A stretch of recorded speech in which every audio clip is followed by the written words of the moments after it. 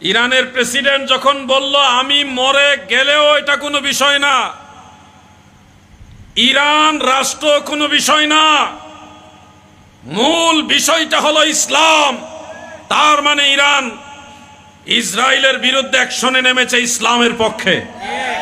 এখানে শিয়া সুন্নির কোনো ফ্যাক্ট না, ফ্যাক্ট হলো ইসলাম। আমরা মুসলমান, যেখানে ইসলামের স্বার্থ আছে সেখানে মুসলমানরা আছে না নয়? আওয়াজ দিয়ে বলেন আছে না নয়?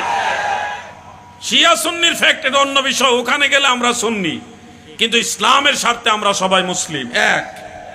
প্রিয় ভাই আমার, ইসরায়েল তারা এত পরিমাণ অন্যায় অত্যাচার করেছে এবং বিশাল বিশাল অট্টালিকা, আকাশচুম্বী দালান এবং জমিনের নিচে 5 তলা 6 তলা, কোনোটা 4 তলা মাটির নিচে বাংকার করেছে।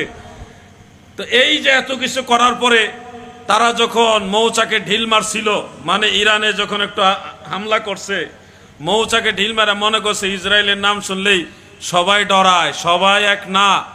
ইরানে যখন পাল্টা ইঞ্জেকশন দেওয়া শুরু করছে, এখন সব পলাইতাছে, কেউ মাটির নিচে নামছে, বিল্ডিং যা যা তছনছ, গাজার ওই যে গাজার যে অবস্থা, এটার ওই অবস্থা করতেছে ইরান। এই জন্য ইরানের জন্য বলি মারহাবা।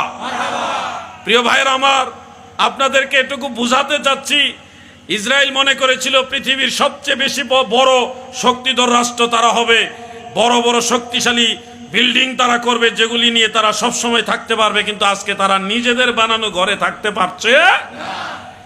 এই জন্য ক্ষমতা কোনোদিনও চিরস্থায়ী না। আপনাদেরকে এটা বোঝাতে চাই, আখেরাতকে স্মরণ রাখবেন, মৃত্যুর পরে আল্লাহ তাআলার কাছে আমাদের জবাবদিহিতা করতে হবে, এটা মনে রাখতে হবে আমার ভাই।